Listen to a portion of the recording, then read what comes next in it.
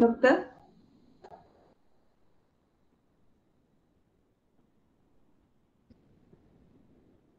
Doktor macam left tadi, terleft. Saya nak pangkal PH ni, saya terpangkal mid pula. Okey, tak apa, dah masuk dah. Oh, Okey. okey.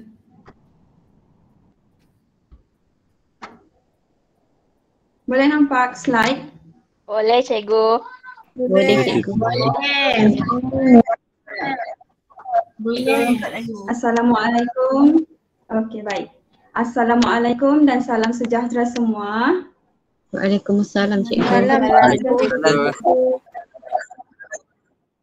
Semangat lagi kan ni kelas hari ni? Semangat. Semangat cikgu. Bagus. Bagus. Jadi hari ni kita akan belajar topik yang baru. Sebelum tu kita tengok satu video, boleh? Boleh. Kalau video ni lagging atau suara dia macam tersekat, boleh bagi tahu terus.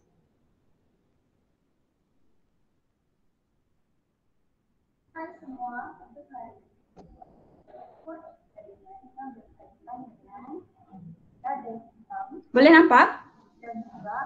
Boleh, cikgu. Boleh cikgu. Okey. Apa yang diperlukan adalah kos, garis hitam, gula, industri atau kertas, ilustrasi dan juga kain.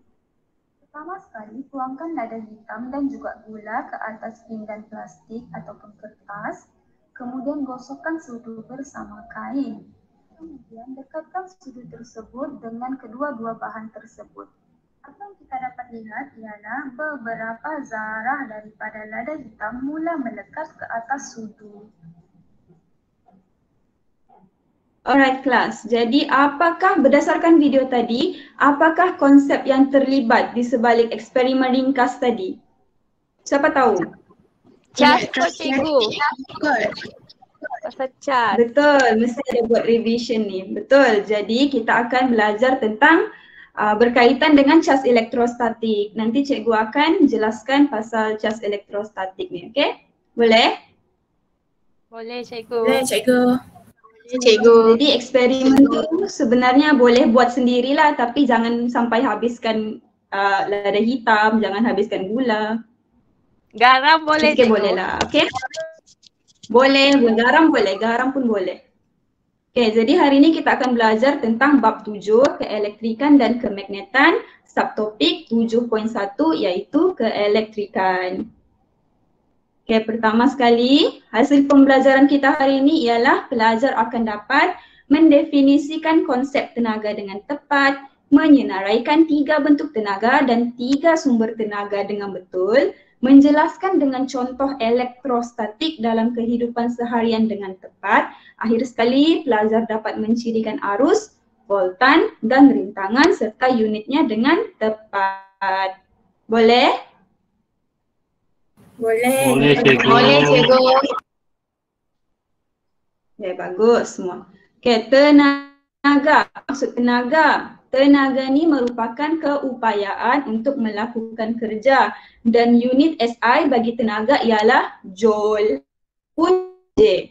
Di sini ada 4 gambar. 4 gambar ni merupakan contoh bagi kegunaan tenaga. Pertama sekali, apa kita nampak ni? Budak jogging. Belajar sedang berlari. Gambar apa ni? Betul. Betul, sedang berlari, berjoging. Jadi maksudnya manusia ni memerlukan tenaga untuk berlari. Itu contoh pertama. Kedua ada bunga. Jadi sebenarnya tumbuhan ni memerlukan tenaga daripada matahari untuk terus hidup.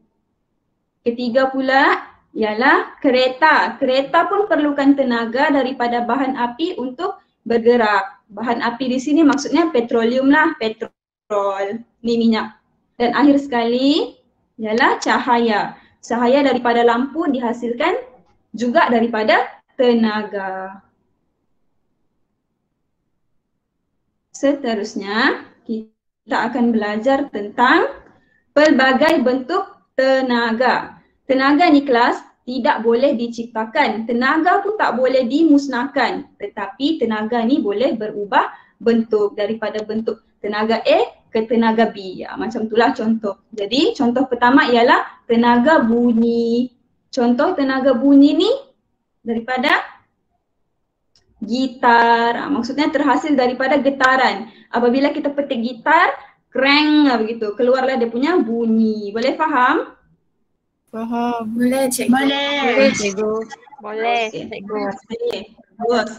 Seterusnya ialah tenaga kinetik. Contoh dia ialah ketika kita mengayuh basikal. Bila kita kayuh basikal, kita akan bergerakkan. Jadi itu contoh tenaga kinetik. Yang ketiga ialah tenaga elektrik. Tenaga elektrik ni merupakan tenaga yang memerlukan cas-cas elektrik. Contohnya iron atau setrika. Bila kita guna setrika, kita perlukan cas elektrik kan? Dan keempat ialah tenaga keupayaan graviti. Contoh dia di sini ialah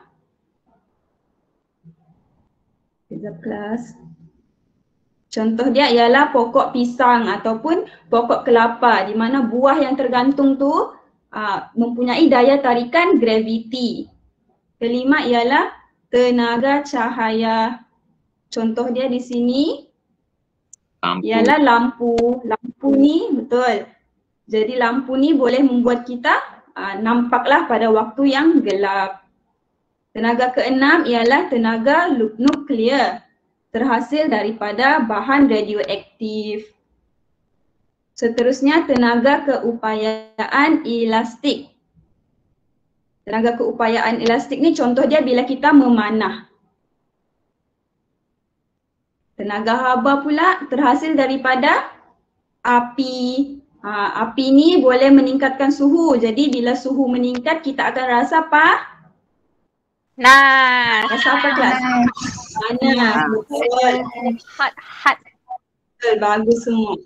Akhir sekali tenaga kimia. Tenaga kimia ni contoh dia bateri, contoh dia makanan. Maksudnya dalam makanan ada tenaga kimia. Okay. Seterusnya sumber tenaga pula. Tadi tu bentuk tenaga, sekarang sumber tenaga. Sumber tenaga pertama ialah matahari. Matahari ni menghasilkan tenaga cahaya atau tenaga haba. Kedua kita ada angin. Angin ni menghasilkan tenaga, contohnya daripada kincir angin. Seterusnya ombak, bahan api fosil. Bahan api fosil ni contoh dia arang batu, petroleum, minyak kereta tadi. Okay. Bahan radioaktif ni pula terhasil daripada tenaga nuklear tadi. Kita ada biogesim. Biogesim ni terhasil daripada haiwan dan juga tumbuhan. Seterusnya kita ada air. Air ni menghasilkan tenaga, contoh dia hidroelektrik. Dan akhir sekali kita ada geoterma. Geoterma ni tenaga dia terhasil daripada bawah tanah. Jelas kelas? Jelas cikgu. Jelas cikgu. Okey.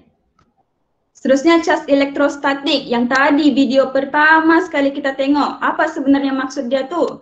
Okey, maksud cas elektrostatik ni ialah cas elektrik yang pegun dan tidak bergerak.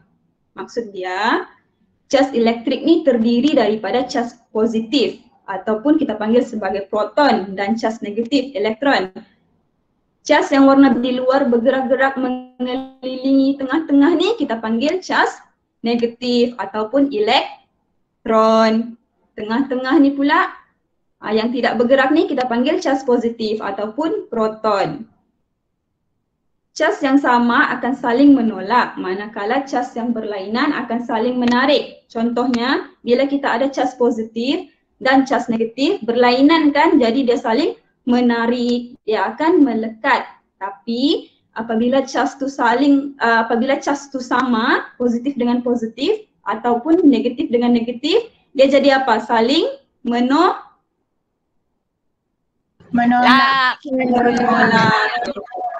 Bagus. Jadi sebenarnya daya tarikan atau tolakan cas tu kita panggil sebagai daya elektrostatik. Okey, bagaimana cas elektrostatik antara bahan ni terhasil? Sebenarnya, bahan yang mempunyai bilangan elektron dan proton yang sama adalah neutral. Maksud dia, bila cikgu ada 5 elektron dan juga 5 proton, maksud dia neutral lah sebab bilangan dia sama. Cas elektrostatik terhasil apabila dua bahan yang berlainan jenis digosok bersama. Maksud dia, macam dalam video tadi, cikgu ada sudu plastik dan juga kain.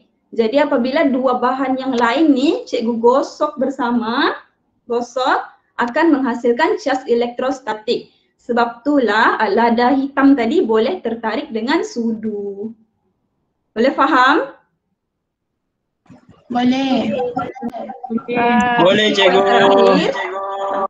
Terima kasih semua. Untuk poin terakhir ni, hanya elektron yang dipindahkan dari satu bahan ke bahan yang lain, manakala proton tidak akan bergerak.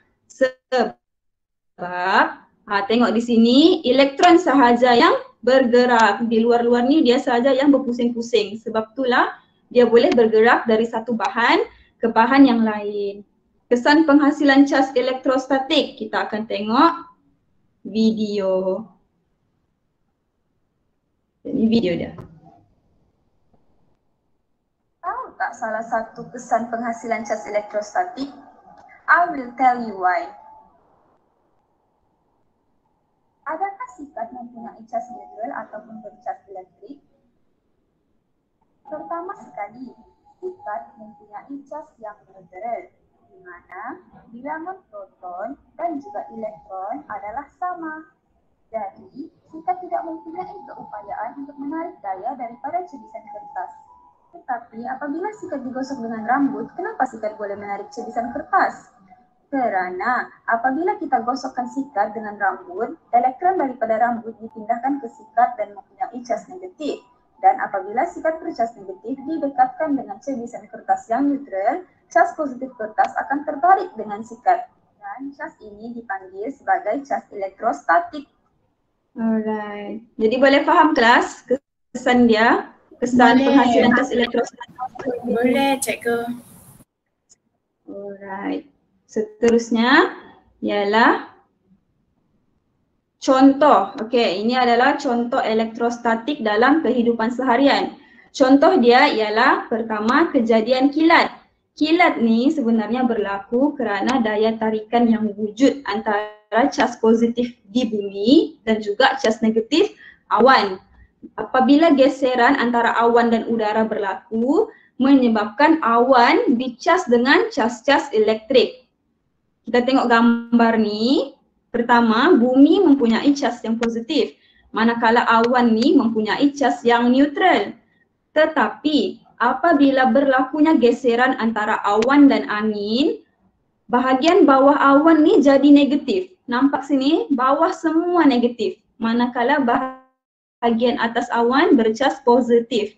Jadi cas negatif di bawah ni akan tertarik dengan cas positif di bumi. Berlainan cas kan akan menyebabkan daya tarikan. Jadi sini ada negatif, sini ada positif. Berlaku tarikan menyebabkan kilat berlaku. Boleh faham? Boleh. Boleh.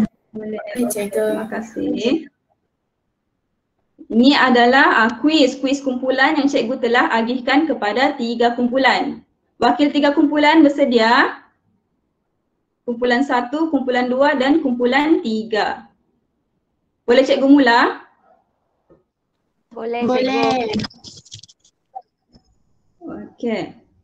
Wakil kumpulan 1, siapa dia? Boleh jawab? Saya cikgu Zalina. Okey, siapa tu? Zalina. Okey, boleh. Okey, soalan 1, apakah fenomena lain bagi fenomena yang berkaitan dengan cas elektrostatik dalam kehidupan seharian selain daripada fenomena kilat? Jawapan kumpulan saya A, pemetik api. Pemetik api. Boleh jelaskan kenapa? Okey, sebab apabila pemetik api tu dipetik, kita akan nampak ada bunga api kecil kan. So bunga api ni akan menyalakan gas lalu menghasilkan api. Betul. Jadi maksudnya gosokan tadi, macam tadi cikgu guna sudu dengan kain kan, ada cikgu ada gosok, tapi biasanya kalau guna pemetik api ni bila kita guna roll tu, kita geser dia, tu yang berlakunya elektrostatik hingga menghasilkan bunga api, dan bunga api itulah yang akan menyalakan gas lalu menghasilkan api. Bagus Zalina, bagus kumpulan 1. Seterusnya wakil kumpulan 2. Saya cikgu. Ya, siapa tu? Fatih? Afif you. Okey Afif, okey Fatih Afif, boleh. Okey, soalan 2, apakah ya apakah cikgu? Apakah? Okey. Cikgu typo di situ. Okey, ke soalan tadi. Okey, apakah yang akan berlaku kepada elektron dan proton selepas pembaris digosok dengan kain bulu? Jawapan dia kami bincang tadi, sebelah suara mengatakan A cikgu, iaitu pembaris bercas negatif manakala kain bulu bercas positif. Okey, kita tengok jawapan wakil kumpulan 2. Tahniah, betul. Jelaskan Afif. Apabila pembaris dan kain bulu digosok bersama, pemindahan elektron akan berlaku. Elektron daripada kain bulu akan dipindahkan kepada pembaris menjadikan pembaris bercas negatif dan kain bulu bercas positif.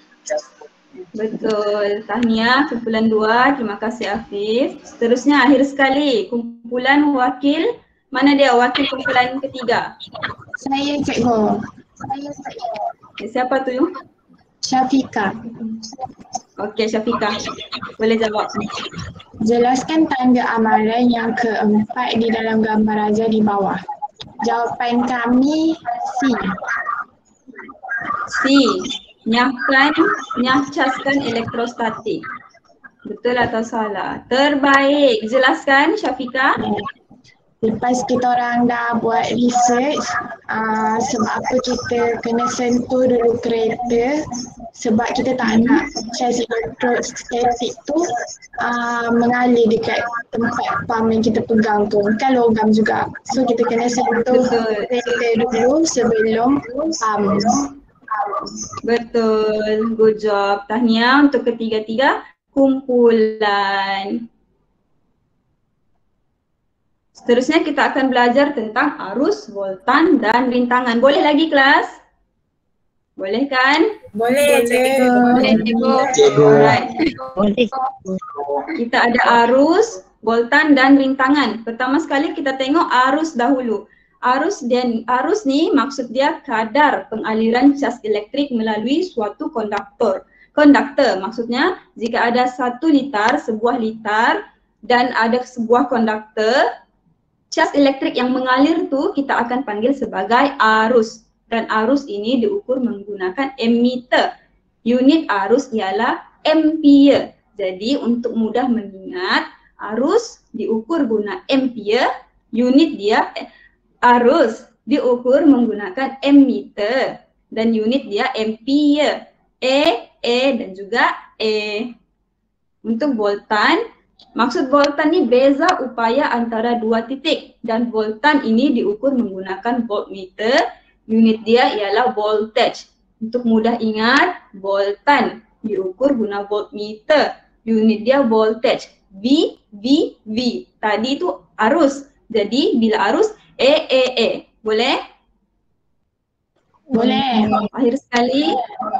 Akhir sekali rintangan. Maksud rintangan ni keupayaan suatu konduktor menentang arus elektrik melaluinya. Rintangan ni kita tidak menggunakan alat pengukur untuk mengukur, tapi unit dia kita gunakan ohm. Simbol dia macam ni, ohm. Boleh? Boleh cikgu. Okey. Seterusnya, hubungan arus, voltan dan rintangan ni mempunyai kaitan antara satu sama lain. Kaitan dia tu kita panggil sebagai hukum ohm. Hukum ohm ni adalah menyatakan bahawa arus elektrik yang mengalir melalui suatu konduktor berkadar terus dengan voltan yang melintasi 2 hujung konduktor. Maksud berkadar terus di sini ialah apabila kita tengok rumus ni, V sama dengan IR. V maksud dia voltan, I maksud dia arus, manakala R ialah Jalil, boleh tolong cikgu? Boleh cikgu. Jalil tiada. Aswa? Okey, Jalil. Arni maksudnya? Rintangan. Betul. Cikgu takut kamu tidur ya, senyap jam malam ni. Okay. Ada Maksud cikgu. dia, apabila voltan meningkat, nilai voltan meningkat, maksudnya nilai arus dan juga rintangan pun meningkat sebab dia berkadar terus. Untuk memudahkan mengingat, ini adalah rumus. Rumus yang memudahkan pelajar ingat untuk mengira. Contoh dia, kita lihat di sini. Hukum law, 3 segi hukum law, Ohm's law triangle. V duduk di atas, kiri duduk I untuk arus dan kanan ni R untuk rintangan. Untuk mengira voltan V, kita tutup V tu, jadi yang tinggal cuma I dan R. Bila huruf tu duduk dekat kiri dan kanan, kita hanya darabkan. Jadi untuk mengira voltan, I dan R kita hanya darabkan. Maksud dia I darab dengan R. Untuk kira voltan, arus darab rintangan. Untuk I pula kita tutup I, jadi yang tinggal atas dan bawah. Atas dan bawah ni kita hanya bahagikan. Jadi untuk mengira arus, voltan kita bahagi dengan rintangan. Boleh faham? Boleh. Boleh cikgu. Boleh cikgu. Alright. Untuk rintangan cikgu minta Aswa. Aswa, macam mana kira rintangan? Kita tutup R.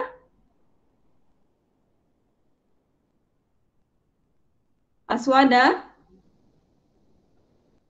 Aswa tiada? Kita minta. Okey. Okey, Aswa, macam mana kira rintangan? Kalau R maksudnya V bahagi dengan I. Betul, V kita bahagi dengan I. Rintangan sama dengan voltan bahagi arus. Bagus semua. Okay, sebelum ibu mengakhiri kelas, ibu akan membuat sebuah latihan pengukuhan untuk menguji kefahaman kamu pada kelas kali ini. Boleh? Cikgu minta semua join Kahoot ni menggunakan nama sendiri supaya cikgu kenal anak murid cikgu. Boleh nampak? Boleh cikgu. Nampak cikgu. Boleh cikgu. Alright. Tinggal 7954815.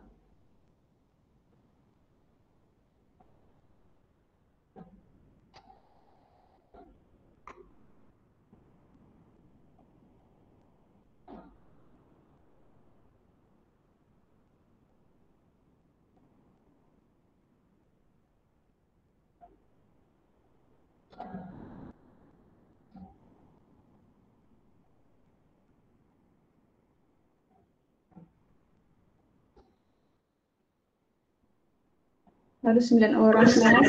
Cikgu, soalan susah ke? Kalau fokus kelas cikgu tadi, insya-Allah boleh jawab. Cik tak tidur. Cikgu bagi 2 minit lagi. Jalil tidur. Ada weh. Tak tidur.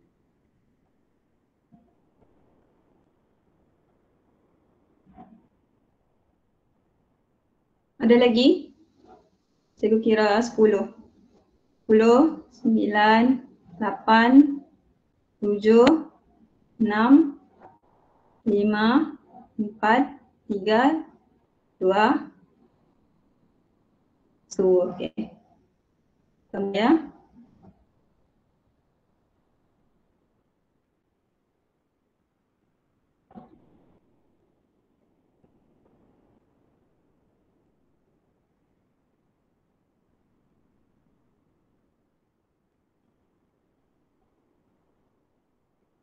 Apakah bentuk tenaga yang sedang meningkat berdasarkan gambar tersebut? Mak, loading gambar.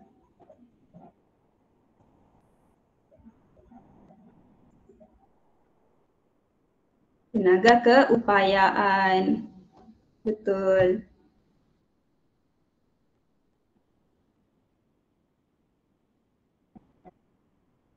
Terusnya, soal kedua. P dan Q. P dihasilkan apabila objek bergetar dan Q terdapat pada objek bergerak. Betul. Tenaga bunyi. Tenaga bunyi terhasil laju betul. Laju betul. Alamak, sorry. Siapa tu? Laju cikgu. Sorry kelas, cikgu akan perbaiki quiz untuk next subtopik. Boleh? Cikgu minta maaf. Cikgu betul dah tu. Soalan ketiga. Meningkatkan suhu.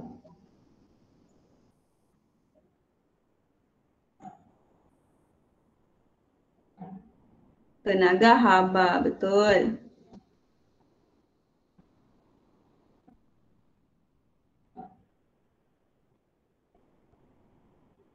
Unit SI bagi arus. Arus A.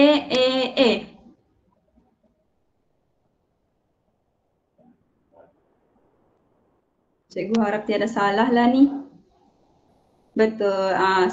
Siapa jawab ni? Volt ialah untuk mengira voltan. V dalam tadi untuk mengira rintangan.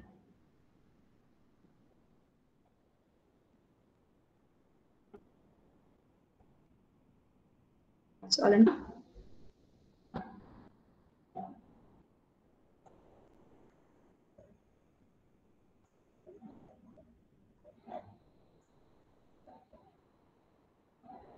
B. Tania. Seterusnya. Mengapakah rambut menegak dan tertarik kepada belon apabila belon tu digosok pada rambut?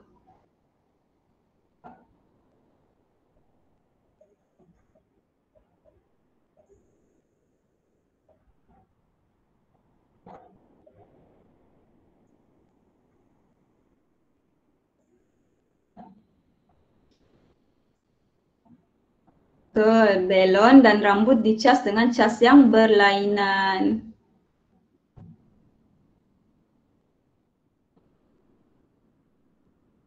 Lalu, ni multi select, boleh jawab lebih daripada satu. Satu boleh, dua boleh, tiga boleh, semua boleh. Contoh lain bagi aplikasi elektrostatik. Tadi ada kilat kan, kejadian kilat.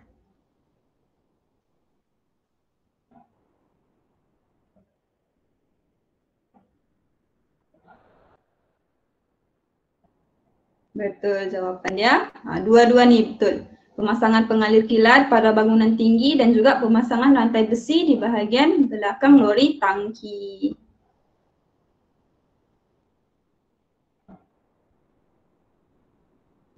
Ke-8. Unit SI bagi tenaga. Pertama sekali tadi unit SI kita belajar untuk tenaga.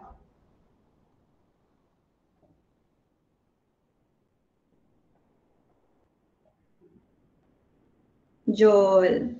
Ni ejaan dia salah, dia ada hujung dia E. Joule baru betul.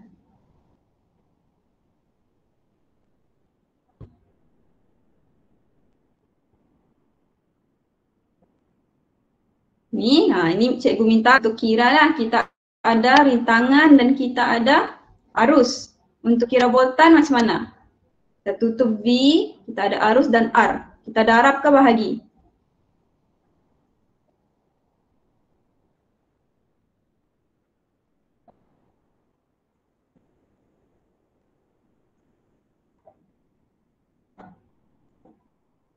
Betul, 27 volt sebab 9 ohm darab dengan 3 ampere dapatlah 27 volt.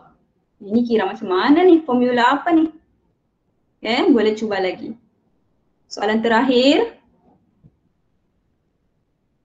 Soalan terakhir, betul atau salah? Hilang elektron bercas positif. Kalau kita terima elektron akan bercas negatif. Betul atau salah?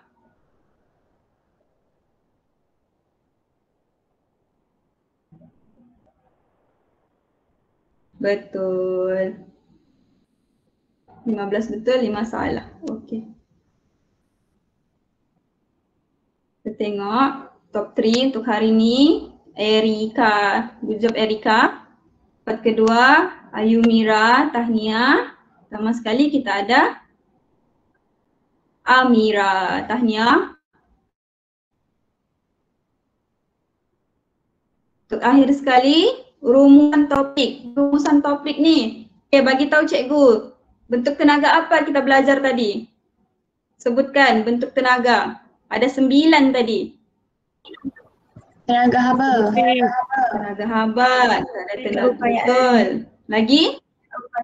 Keupayaan, betul. Untuk Kinetik, sumber tenaga, kinetik. sumber tenaga kita ada Bio tenaga? biomass. Biojisim. Lagi? Geoterma. Lagi? Geoterma. Lagi? Air. Last? Air cikgu. Air.